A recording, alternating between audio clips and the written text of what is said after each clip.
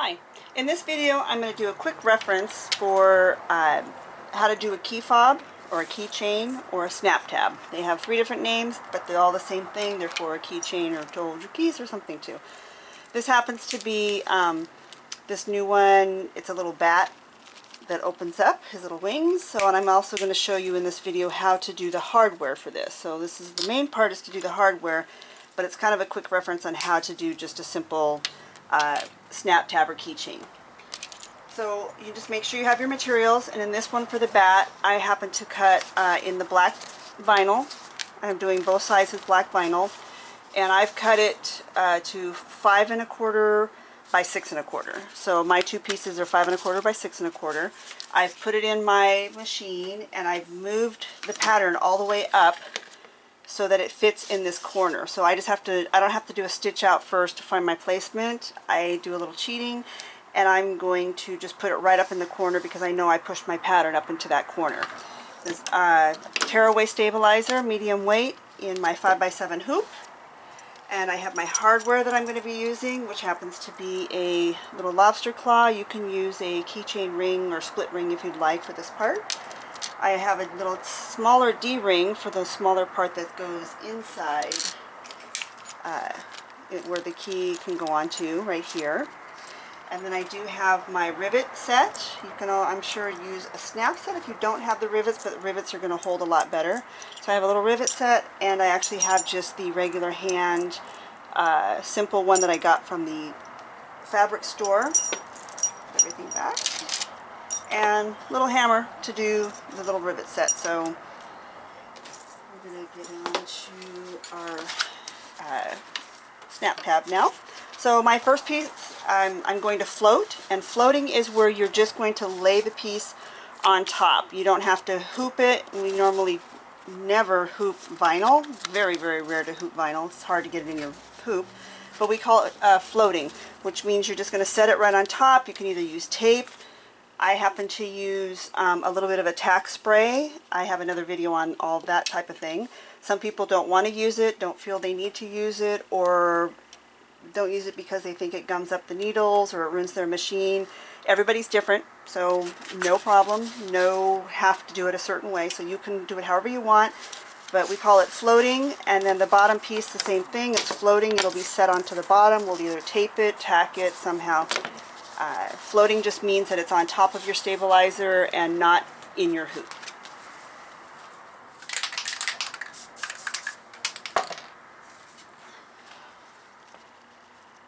So I line it up so I know that I'm going to do about 1/8 to 1/4 over my little guidelines. In my hoop I have these little guidelines that go from one here, so I know that's going to be the place where my pattern's going to stop.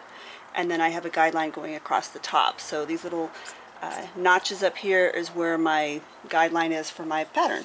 So I know it's going to be at that corner because that's where I put my pattern, up in that corner. So I'm going to put it in the machine. Yeah, let's see, do my first step.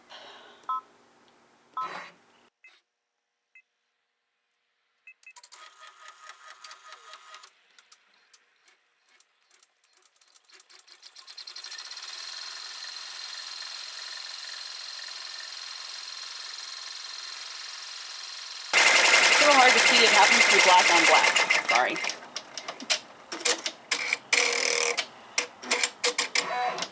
This pattern actually has a little pocket, so we call it like secret pocket if you want. And I'll be needing to get a piece of fabric.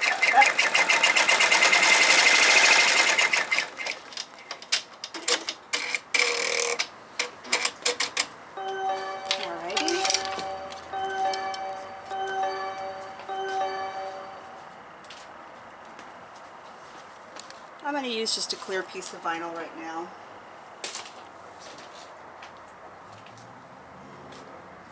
And I'm going to go ahead and just place it in the guidelines. Have my tape ready to go. And I'm going to line mine for this little pocket right up at the top of the stitches, so I don't have to worry about cutting a straight line across the top. I only have to worry about cutting the other the other 3 sides. Pop it back in, stitch out next step.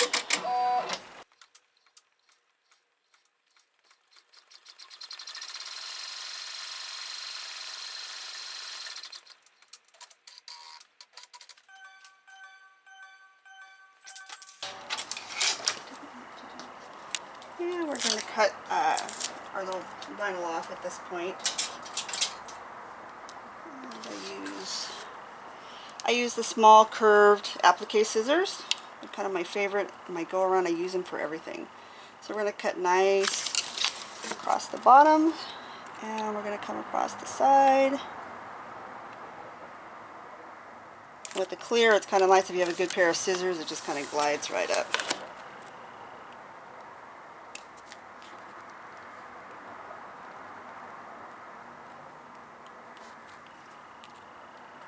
There we go. Perfect. And then we're going to go ahead and add our back to this. I happen to, in this, have my black bobbin thread, because I want both sides to be black. And I cut some of the threads away, or I use a lighter to singe the ends, stop it from unraveling on the other side, and it keeps them tucked in so they don't hang out.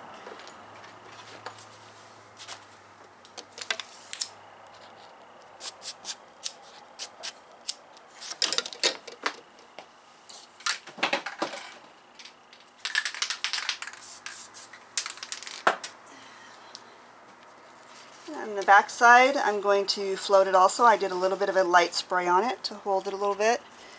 Make sure it's all within the pattern.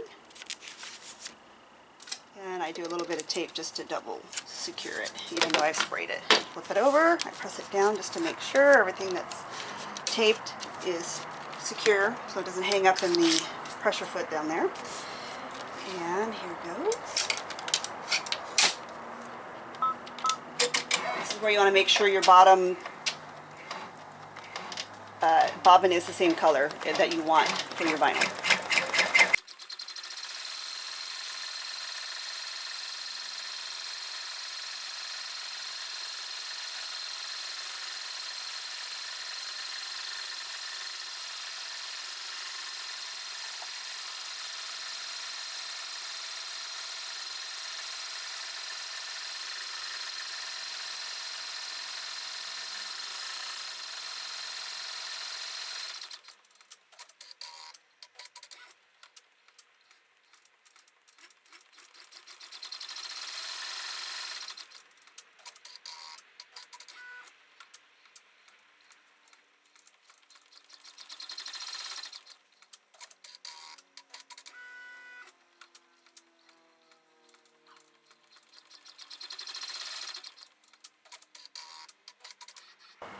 And you're all done.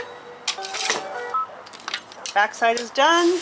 Looks nice. Always check your work before you pull it out of your frame. I've done that where I popped it out real quick and then realized it's doubled up or it misplaced itself. So everything looks good. We're going to trim all that later, and the top looks good. So this is a basic key fob or basic in the hoop project with the top and bottom. You do your top floating, and then you just add your bottom, and then sew your last steps, and here you go. Meet you at the cutting table.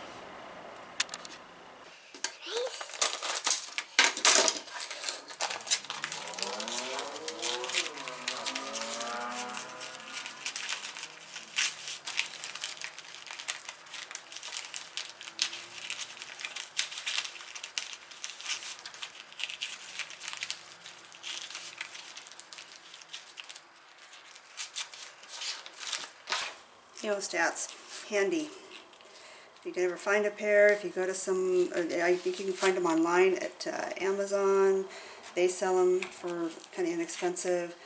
Sometimes like little trade shows and stuff have some, cheap tools and things at some of the shows. That's where I happened to pick mine up. We were at some trade show and they had a little tool, $5 or less tool bin thing, and I happened to pick these up. So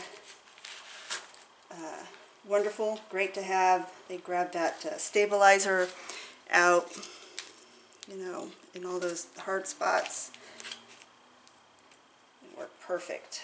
So one of those little tools that you might want to pick up.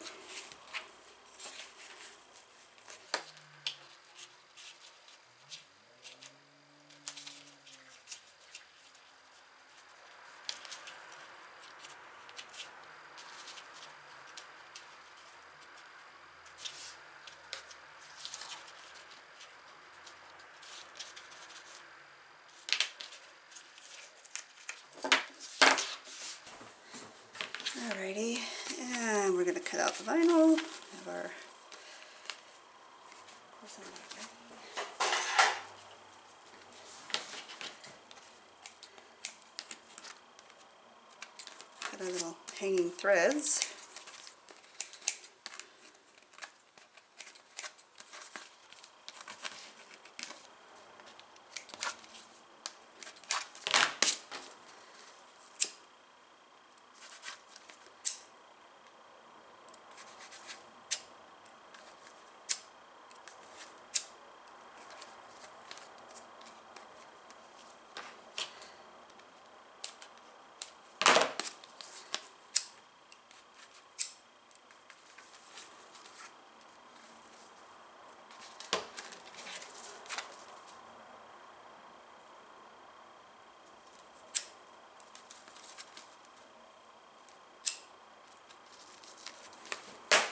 Okay.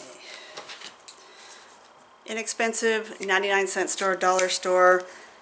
I don't use my good $20 scissors on vinyl or felt or on fleece. I use, these work just perfectly.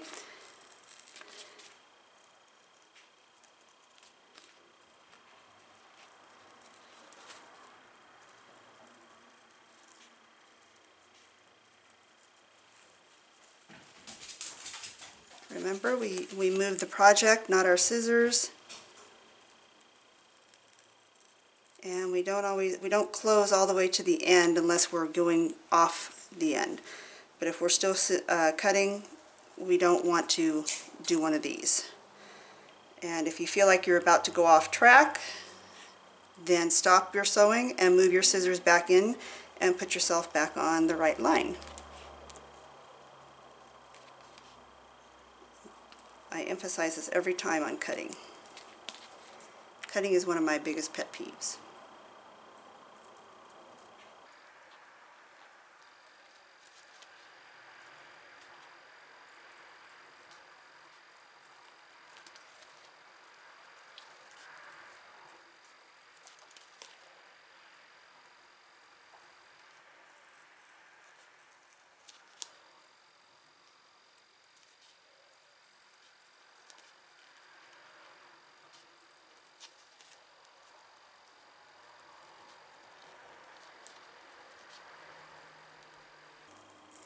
And on the tab part, you want to get kind of close to the edge. We want to get that tab. All done. Right. Now I have this little spot in here, this little little square that stitched out. We want to actually cut in that because we need to bring our tab through this little slot here. So one of the ways that I do it is I'll fold it in half. I'm going to make sure I get my lines lined up. And I start out with just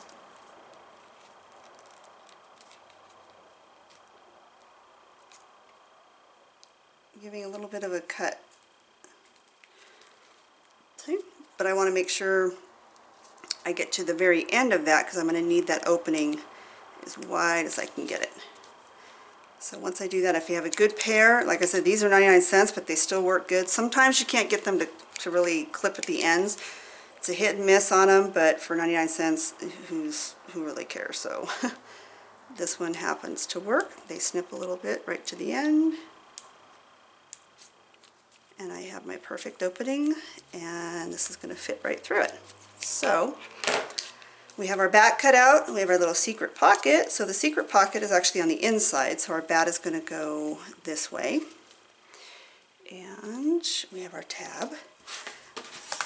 So for this part, I have my board that I'm going to do my hammering on, and you can see that I've used it before. And we have our, some people have a crocodile. I don't have a crocodile, haven't had a need for it. I have my other tools that I use just fine.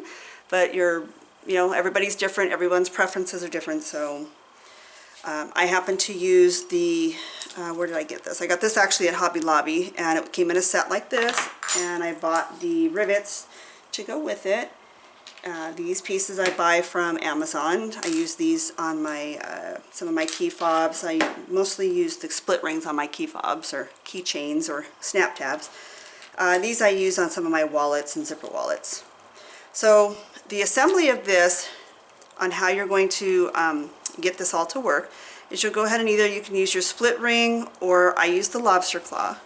So the inside of your design would be facing up. You're going to put your lobster claw on the loop, having it face up. You're going to bend it backwards and bring it through. You're going to bring it through the slot. Alright, so I've gone through the back and up and bring it through the slot. So here is where you can determine how long you want the top part and how far down you want your D-ring to go. And you also have this hidden pocket. There is a design without the hidden pocket, so it's up to you. You can do the design without the pocket. There's also this bat design that has eyes and some little wing veins. So I'm showing you actually in this video how to assemble this part to it. So then you take either split ring or the D-ring. I chose to use a small D-ring for this part. And you'll slide it on to your tab.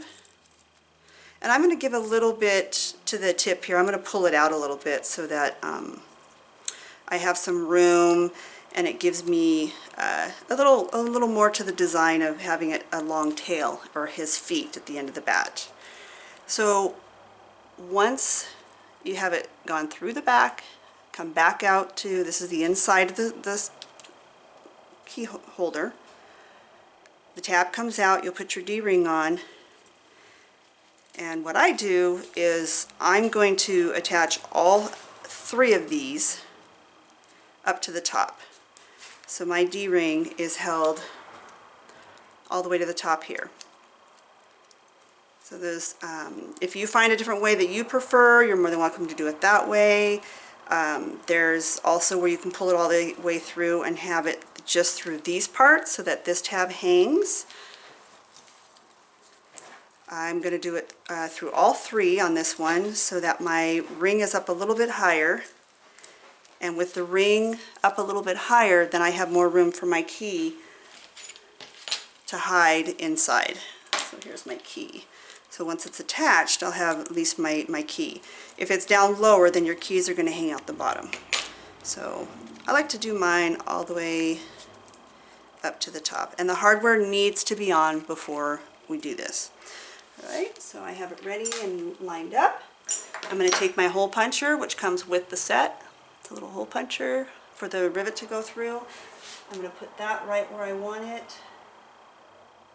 I'm going to put it up kind of high. Put it right in the middle. I'm going to take my hammer.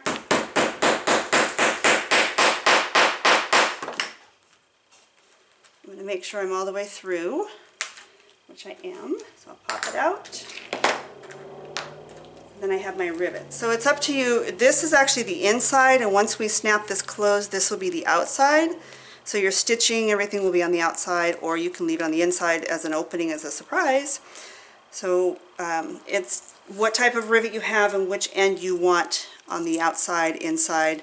I happen to have both that are good.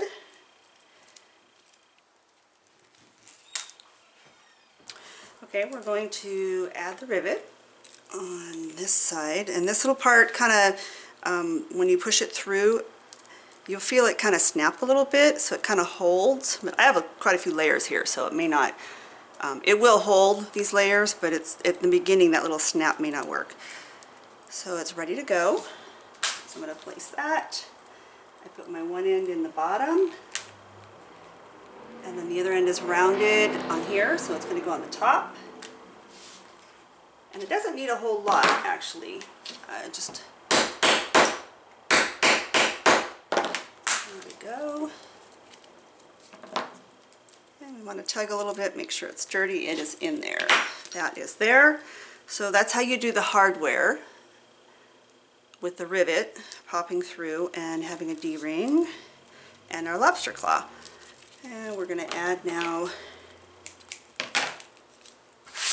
move this over. Here's the simple hand press for our snaps.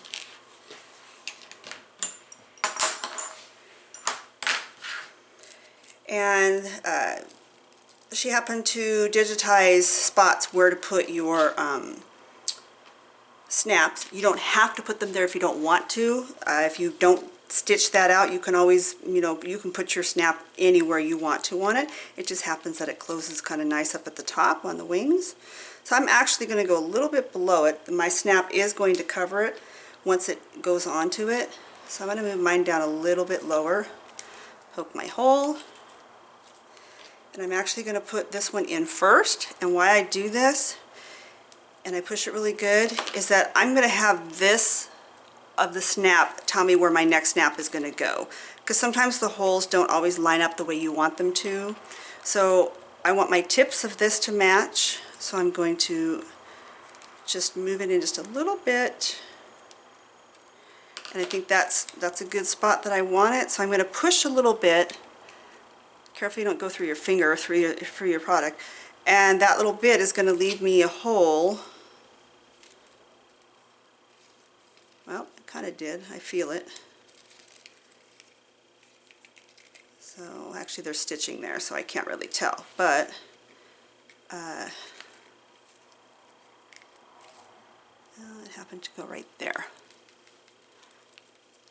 And I'm going to pop this hole. There we go. And it's going to go the opposite way. So part of my snap is here, and as I fold it, it's going to snap that way. So one goes facing up with the prong, and the other one is facing down with the prong. And you always want, not always, it's just kind of my rule, I guess. You don't have to. It's up to you how you want to do it. But always that the top is the male, always going to whatever's at the bottom, whatever's the lowest, into the female. So I want to put my female on this side, and I'm going to put it in, and my wrists aren't good, so I use, sorry it's off camera, but I use the edge of the table to give me a little bit of stability on pushing this down. I have a wrist problems. So if anybody else has that little problem of trying to get that, I just, here's the edge of the table, and I will put the handle at the edge of the table, and I'll push down at the edge of the table. And I make sure my snaps are good. There we go. So you have your key fob, your bat. I actually want to call it a keychain. A key fob is a totally different thing. So my snap tab, or my bat keychain, bat snap tab, there we go. And it works perfect. And it snaps close. So that's how you do the hardware and the snap for the bat key fob fold over. There we go. With a secret pocket, without a secret pocket. Hope you enjoyed this tutorial. Please don't forget to subscribe, like, and hit the bell. See you at the cutting table.